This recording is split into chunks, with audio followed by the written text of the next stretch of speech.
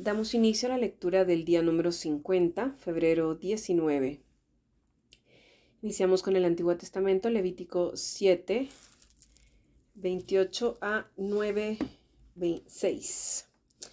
Entonces el Señor le dijo a Moisés: da las siguientes instrucciones al pueblo de Israel. Cuando presentes ofrenda de paz al Señor, lleva una parte como ofrenda al Señor. Preséntala al Señor con tus propias manos como una ofrenda especial para Él. Lleva la grasa del animal junto con el pecho y levanta el pecho como una ofrenda especial al Señor. Luego el sacerdote quemará la grasa en el altar, pero el pecho le pertenecerá a Aarón y a sus descendientes. El muslo derecho de la ofrenda de paz se le dará al sacerdote como ofrenda. El muslo derecho siempre se le dará al sacerdote que ofrece la sangre y la grasa de la ofrenda de paz, pues he apartado el pecho de la ofrenda especial y el muslo derecho de la ofrenda sagrada para los sacerdotes.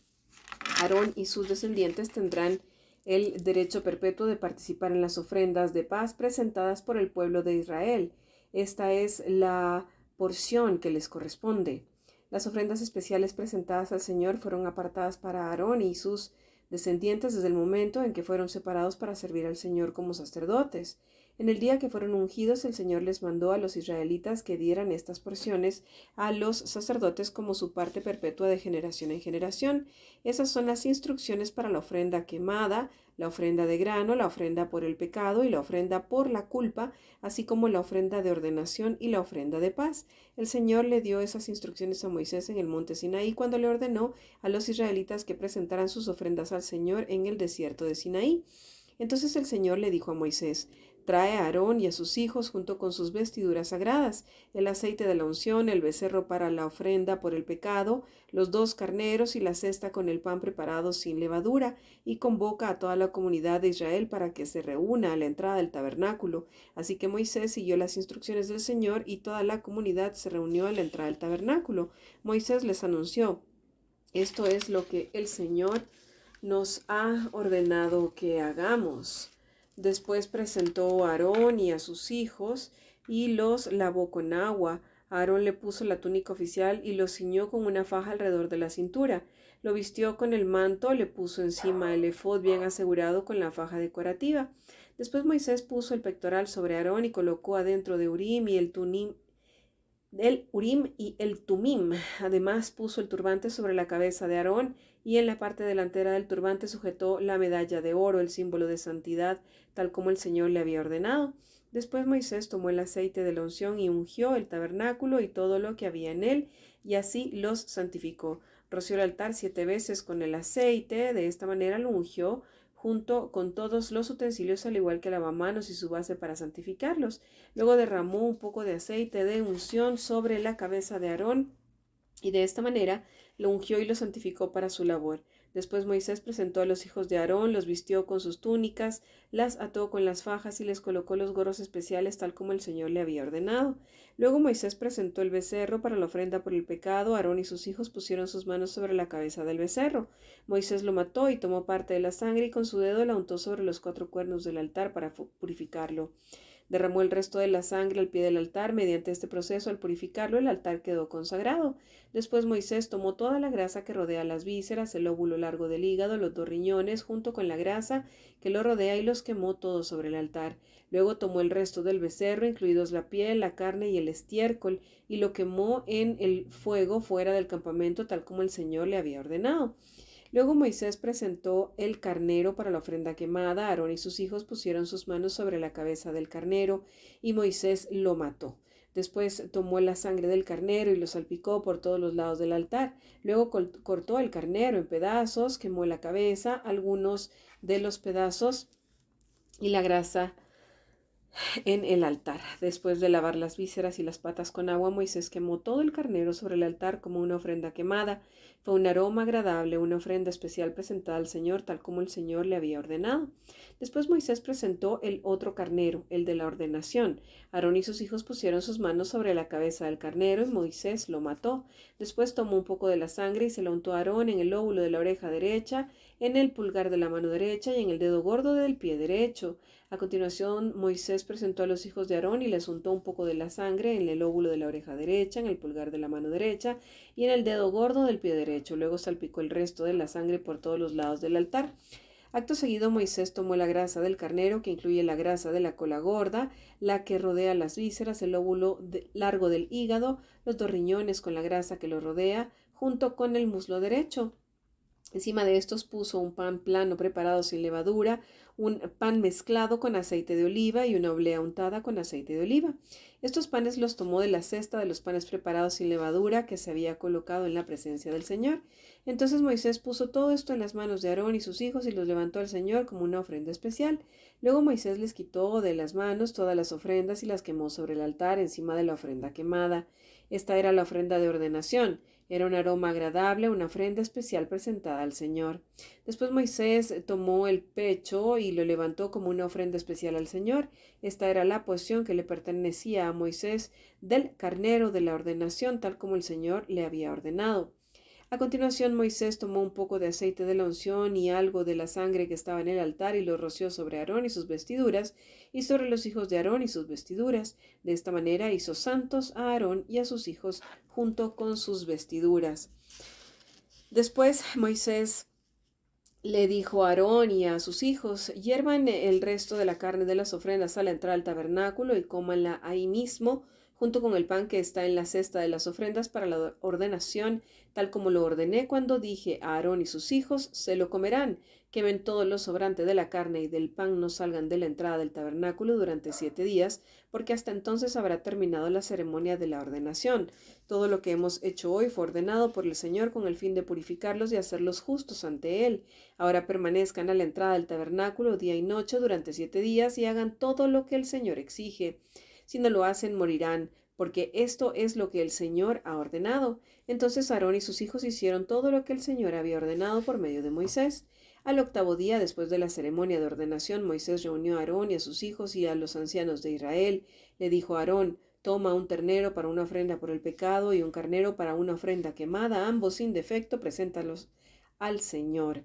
Luego dile a los israelitas: tomen un chivo como ofrenda por el pecado y también tomen un ternero y un cordero, ambos de 1 año y sin defecto, para una ofrenda quemada.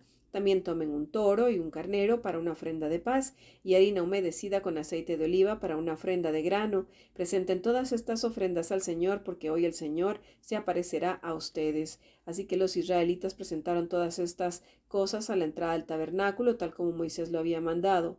Entonces toda la comunidad se acercó y permaneció de pie ante el Señor, y Moisés dijo: esto es lo que el Señor les ha ordenado que hagan para que la gloria del Señor se aparezca ante ustedes. Corresponde ahora la lectura de Marcos capítulo 3, versículo 31 a capítulo 4, versículo 25. Luego la madre y los hermanos de Jesús vinieron a verlo, se quedaron afuera y le mandaron a decir que saliera para hablar con ellos. Había una multitud sentada alrededor de Jesús y alguien dijo: tu madre y tus hermanos están afuera y te llaman. Jesús respondió: ¿quién es mi madre? ¿Quiénes son mis hermanos? Entonces miró a los que estaban a su alrededor y dijo: miren, estos son mi madre y mis hermanos. Todo el que hace la voluntad de Dios es mi hermano y mi hermana y mi madre. Una vez más Jesús comenzó a enseñar a la orilla del lago. Pronto se reunió una gran multitud alrededor de él, así que entró en una barca. Luego se sentó en la barca, mientras que toda la gente permanecía en la orilla. Les enseñaba por medio de historias que contaba en forma de parábola, como la siguiente. Escuchen: un agricultor salió a sembrar. A medida que esparcía la semilla por el campo, algunas cayeron sobre el camino y los pájaros vinieron y se las comieron. Otras cayeron en la tierra poco profunda, con roca debajo de ella. Las semillas germinaron con rapidez porque la tierra era poco profunda, pero pronto las plantas se marchitaron bajo el calor del sol y, como no tenían raíces profundas, murieron. Otras semillas cayeron entre los espinos, los cuales crecieron y ahogaron los brotes, así que esos brotes no produjeron grano. Pero las otras semillas cayeron en tierra fértil y germinaron y crecieron y produjeron una cosecha que fue 30, 60 y hasta 100 veces más numerosa de lo que se había sembrado. Luego les dijo: el que tenga oídos para oír, que escuche y entienda. Más tarde, cuando Jesús se quedó a solas con los 11 discípulos y con las demás personas que se habían reunido, le preguntaron el significado de las parábolas. Él contestó: A ustedes se les permite entender el secreto del reino de Dios, pero utilizo parábolas para hablarles a los de afuera, para que se cumplan las escrituras. Cuando ellos vean lo que hago, no aprenderán nada. Cuando oigan lo que digo, no entenderán. De lo contrario, se volverían a mí y serían perdonados. Luego Jesús les dijo, si no pueden entender el significado de esta parábola, ¿cómo entenderán las demás parábolas? El agricultor siembra las semillas al llevar la palabra de Dios a otros. Las semillas que cayeron en el camino representan a los que oyen el mensaje, pero enseguida viene Satanás y las quita. Las semillas sobre la tierra rocosa representan a los que oyen el mensaje y de inmediato lo reciben con alegría, pero como no tienen raíces profundas no duran mucho. En cuanto tienen problemas o son perseguidos por creer la palabra de Dios, caen.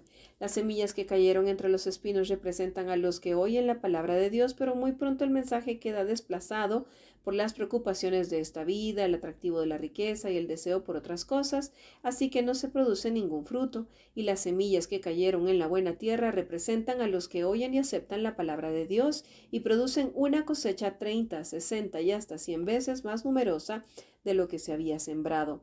Entonces Jesús les preguntó, ¿acaso alguien encendería una lámpara y luego la pondría debajo de una canasta o de una cama? Claro que no. Una lámpara se coloca en un lugar alto donde su luz alumbre, pues todo lo que está escondido tarde o temprano se descubrirá y todo el secreto saldrá a la luz.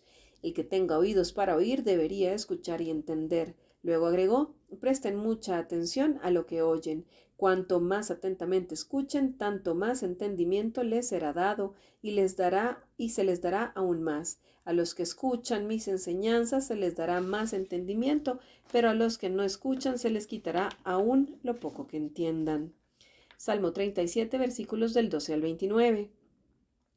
Los malvados conspiran contra los justos, les gruñen de manera desafiante, pero el Señor simplemente se ríe porque ve que el día de su juicio se acerca. Los perversos sacan sus espadas y ponen cuerdas a sus arcos para matar al pobre y al oprimido, para masacrar a los que hacen lo correcto. Pero sus espadas atravesarán su propio corazón y se les quebrarán los arcos.